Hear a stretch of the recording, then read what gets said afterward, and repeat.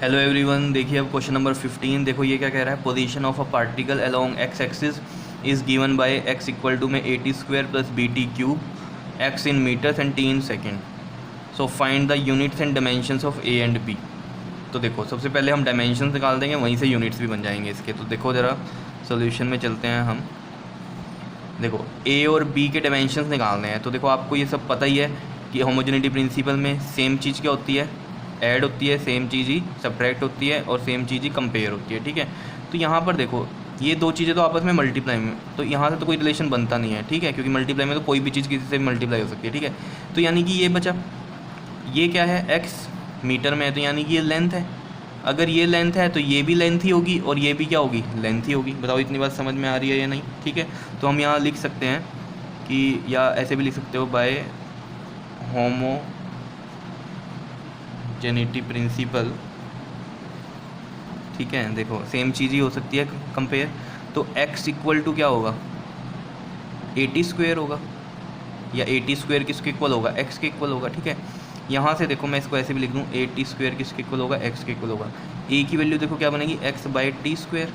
अब देखो इसकी डायमेंशंस, x किस में है, मीटर में, तो यानी कि ये लेंथ है l, और टी स्क्वेयर किस में है, t क्या है, सेकंड में, तो यानी कि ये टाइम है। तो इसके डायमेंशन हो गए ये वाले, और ये स्क्वायर है तो ये t2 हो गया। ठीक, इसको कैसे लिख सकता हूँ, l ऐसी, और ये t ऊपर जाके माइनस का 2 बन जाएगा। ये तो आ गई किसके डायमेंशन, a के। ठीक है, ऐसे ही b के निकाल देते हैं। देखो b के डायमेंशन भी ऐसे ही निकलेंगे। बी टी क्यूब को मैं किसके इक्वल लिख सकता हूँ, x के, सेम क्वांटिटी कंपेयर हो रही है क्योंकि। ठीक है, तो x के इक्वल होगी ये भी, क्योंकि डायमेंशंस की बात हो रही है यहाँ पर। ठीक है ना, तो b की वैल्यू क्या होगी, x बाय टी क्यूब।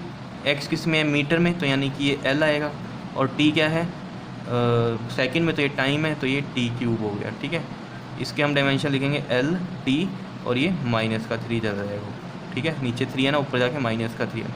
ये आ गई b के डायमेंशंस। ठीक है, अब देखो यहाँ से अगर हम देखें, इसके यूनिट्स भी बोला था हमें। ठीक है, यूनिट्स यहीं से पता चल जाएंगे। देखो ये एल है, एल किस में था, मीटर में, तो मीटर लिख दिया।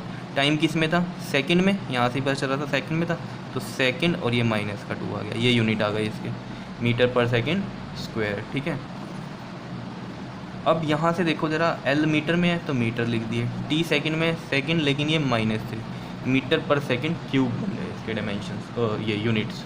ठीक है, डायमेंशन से ही हमने क्या बना दिया, यूनिट बना दिया। तो बहुत ईजी है बनाने। क्लियर है, आ रहा है क्वेश्चन ये भी समझ में। ठीक है जी, ओके, थैंक यू।